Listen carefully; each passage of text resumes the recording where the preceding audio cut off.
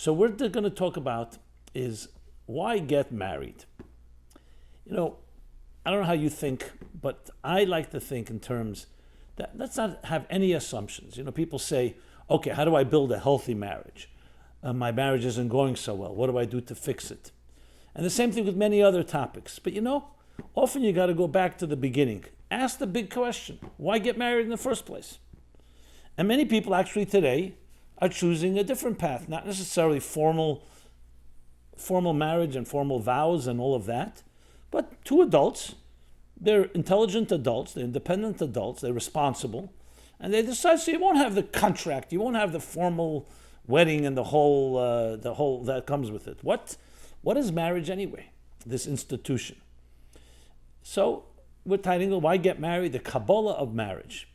And as I said, I think it's a healthy way of thinking in general, to not assume anything. Like someone says, okay, you're going to work, I'm going to school. Maybe we should ask the question about everything. Why to go to school? What is education? Because when you go back to the beginning, you learn to appreciate things in a new way and not take anything for granted. Very often, okay, this is what it is. No, nothing is what it is.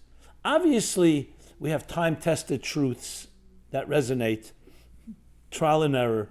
So clearly, if an intelligent person is going to give credence and is going to give, that carries weight, because you know people have experimented. But that doesn't mean we should ever just take it for granted and say everyone's been doing it. So why get married? Good question. I had a second title, but we chose this one, which was, do you believe in love forever after? Let me tell you, there's a story behind it. So I was teaching at the Learning Annex, a class, and it was called, Do You Believe in Forever Ever After? It was around 50, 60 people there, many couples, some singles, and something very interesting happened. I began by asking, does anybody believe in love forever after? Only one young woman raised her hand. Only one young woman. And I was surprised. Why was I surprised? Not because they didn't believe in it, because I was surprised they would openly acknowledge it, especially with their spouse or their partner sitting right near them. So I said, so why don't you believe in love forever after? They were very cynical and dismissive. One person said, this is the stuff for movies, for books. That's not realistic. Another person said, come on, anybody who's gone through relationships knows it can't last. It's a miracle if it lasts even a little while. And a third person said, hey, nothing in life lasts forever. Not the food we eat, not the drink we drink, not our lives. We age, our youth, our looks, everything changes. So why suddenly when it comes to love, do we believe in love forever after? Great point. And I was waiting to hear something like that. So I said, so why do you think this young woman raised her hand? She's naive. She hasn't been disappointed yet. No one has betrayed her. Her heart wasn't broken. So she still has the idealism of a young person. This was, it's not a scientific study, but this was the reaction. And I found it very refreshing, actually. People were very open, and that was great. So I said, you know something? I agree with you. Everything in this world is mortal, is perishable, ages, deteriorates. So based on those laws of nature, why would we suddenly say that love between two mortals, between two human beings, would last forever? So I said, but there's a caveat. There's a big but. When it comes to relationships, generally speaking, we talk about compatibility. Compatibility. So I would break it down to 3 levels of compatibility. Physical compatibility, physical attraction, sexual attraction. Okay, the other person is appealing to you. The second level of compatibility is emotional compatibility. Listen, you could love the face of a model. You can love the look. And then when you talk to the person, there's no emotional connection altogether. Then there's a third level of compatibility, intellectual compatibility. You could have an emotional connection, you feel empathy to each other, you feel attracted emotionally, not just physically. But intellectuals, there's also sharing of ideas, stimulation, respect for the person's mindset. You may have different ways of thinking, but there's an engaging, stimulating, emotional, intellectual, relationship. So I said, what do you think about that, guys? And everyone said, one person raised their hand, they said, if I had 1 out of the 3, I'd be happy. 2 out of the 3 is a home run. 3 out of the 3, rare. So I said, interesting, okay. Let me throw in a 4th level of compatibility. And that's the secret to real relationships. Let's call it spiritual compatibility. See, the first 3 are vital. No one's denying. You're not attracted to someone. You don't have emotional connection, no intellectual response. It's going to be difficult to maintain such a relationship. But they're all subject to change because physical looks change. One day you wake up and your partner, your spouse, is older, as you are. That's the fact of life. The clock goes one way. We age. Yes, we try to repress it, we try to suppress it, we try to slow it down. All the different methods used. And I remember on a cruise, and I went in to see, there was this Chinese comedian. He was speaking in English, but with the Chinese accent. And he says, and he gets up, he says, America is such a strange country. Such a strange country. And he says, what? And I remember 2 things he pointed out. He says, it's the only country you can be hundreds of thousands of dollars in debt and someone calls you, you want to get out of debt? Sure. Take a loan. That was one. And the second one is relevant to us. He said, you go on a date, you date this girl, and she tells you about everything she's done, her liposuction, her Botox, this thing and that thing and all the different stuff. And then she says to you, looks you straight in your eyes very seriously and says, I want you to get to know the real me. Okay, so we have all kinds of ways of slowing down the aging process. But then the day people age. And one day you want to have someone more vibrant looking, someone more youthful. Emotions also change. We get used to people emotionally. We need a new rush. And intellectual interests also change. So all those 3, as powerful as they may be and necessary, they are all subject to change and therefore do not last forever. However, here's the 4th level of compatibility that I'm introducing here. It's called spiritual compatibility.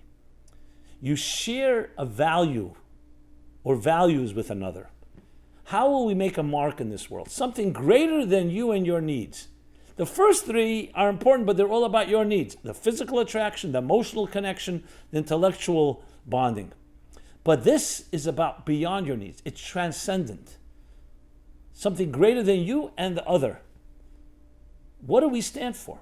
What vision do we look forward to? What vision do we embrace together? What mark will we make in the world? What kind of home do we want to have? What kind of children? When people come into our environment, what vibe? What long-term plan or long-term impression we are going to make in this world? If you notice, all these things are not about you or her, or you and him or him. It's about something greater than yourself. And that does not age. That is not subject to mortality. That's why you can have 2 90-year-olds and they still have the sparkle in the eye. And yes, they've aged and their emotional changes they've gone through emotional and intellectual changes. But they share something that's greater than that which is subject to change. That's the invisible, the intangible, ethereal spirit of what love truly is. Many of us were not taught. Some of us picked it up by osmosis, our parents or other grandparents that had such a level of love, but it's not spoken about. Love has become for many another commodity. Yes, a much more refined one, a much more sublime one, but it's another commodity. Meaning, I need to eat, I need to drink, I need shelter, I need security, I need love, I need nurturing, I need validation, I need companionship. So you have a situation where we're dealing with another need, maybe a different type of need. Needs change. Needs are subject to change. So my response to the question then, why get married? You get married not because of the institution, not because you want to have flowers and gifts and parents and everybody can come together for pictures and cut a cake and dance together. You get married because marriage, the true meaning of a marriage ceremony, is a spiritual connection. It's a spiritual event. You're celebrating transcendence. You're celebrating something more than the sum of the parts. The thing that is allows eternity to enter. I shared this in the learning annex. The same people, you should see, some of them had tears in their eyes. Many came over to me afterwards. They said, no one ever told us anything like this. They didn't even know they're capable of that. And therefore, what comes into play are all the human common things where relationships become casual, relationships become temporary. And like a guy told me a while back, he says to me, I finally mastered the art of being in a relationship and not being committed and not feeling guilty about it. So I could be with someone, we love each other, but there's no commitment. So I asked him, does she know about it? He says, not yet. How long are you going to keep? As long as I can keep it from her. So I said, that makes me cry. You look at it as a conquest? I see it as a tragedy. Because relationship by definition means commitment. That's what relationship is. You're relating with someone. It's not some transaction or negotiation that lasts for a while. The true power of the human spirit is that it's enduring, that it perseveres, that it's resilient. But more than that it thrives. And many people say, how could I thrive with one person? I know her or I know him so well, there's nothing more I can learn. But when you introduce the spirit, the transcendence, and I'll talk about that some more in a minute, it's a whole nother story. It's another story altogether. Because you're introducing something greater than you are. So in that sense, you could say there are two models for love. I'll call one, the most prevalent one today in the Western world at least, is I like to call the Darwinian Freudian model. Based on social Darwinism, and based on the fact that the id, the central force that drives a human being, is pleasure, the pleasure principle, and especially sexual. And it's untamed. But then there's an ego and a superego superimposed to create some order, some coexistence, not to kill each other, not to be completely selfish. I'm not going to get into how they interplay and whether it works or not. But there's a whole other take on this. So that's basically a survival of the fittest. Right now, it's mutually beneficial for me to be in a relationship with you. I'll give because I receive. But there's nothing unconditional about it. I remember once counseling a couple, and I said, I told him, do you ever hear of unconditional love? He says, of course, I love that idea. If she did A, B, C, D, E, F, G, I'd love her unconditionally. He didn't even hear what he was saying. So we live in a world where there is that dimension, that is that description of love. It's basically about my survival. Not just survival, it's all that comes with love and romance and so on. But if you really want to think about it, I don't know if you ever read Schopenhauer's take on love. He says love is an illusion. It's actually a mutation, a fluke. Because look in the world, evolution with animals and other species. They don't need this whole courtship. Yes, they go through certain motions to breed. But for example, you know how much money would be saved? You wouldn't have to take her out for a drink, and there's no museums and no art. I mean, today that whole has been disrupted anyway. But you get the idea. That whole courtship, we're dating, and romance. You don't have that. 2 elephants, 2 ants. They get together, they do what they have to do, and they breed because they understand the purpose is perpetuation of the species. Actually, that's the real biological definition of love. Perpetuation of the species. And therefore, 2 species, male, female, get together and they breed. Humans mutated and their minds became too big for them. So what happened is that now their minds became too big for them. So now, no, we need courtship, we need romance. Are you being nice to me? And they get conflicts. You go to therapy, neurosis. You ever see animals go to therapy for marriage therapy or dating therapy or have websites where they need to, the whole negotiations, we all know what that entails. So where did this come from? Schopenhauer, in a very raw, brutal, naked way, says it's a mutation. There's no such thing as love. It's humans feeling the need to justify and make their relationship significant. It's simply the same nature trying to get male and female together so they can breed and perpetuate the species, which is the driving force of nature, of evolution. There's a very different view. Very different view. The view, when you look in the Bible, male and female, you know why they're sexually attracted? Not because to get them together to breed, because they're 2 parts of one whole. That's what's called a soulmate. They're actually 2 parts of the divine. The divine created the human being in the divine image. Male and female, he created them. And then they're split, and they seek each other. They're seeking to be greater than just the part that they are. That doesn't mean they're not complete on their own, but they're seeking transcendence. So here love is not survival, It's not perpetuation of the species. It's not a need. It's actually transcendence. It's going out of yourself to experience another that's beyond you, and together you can experience the ultimate transcendence, the divine itself.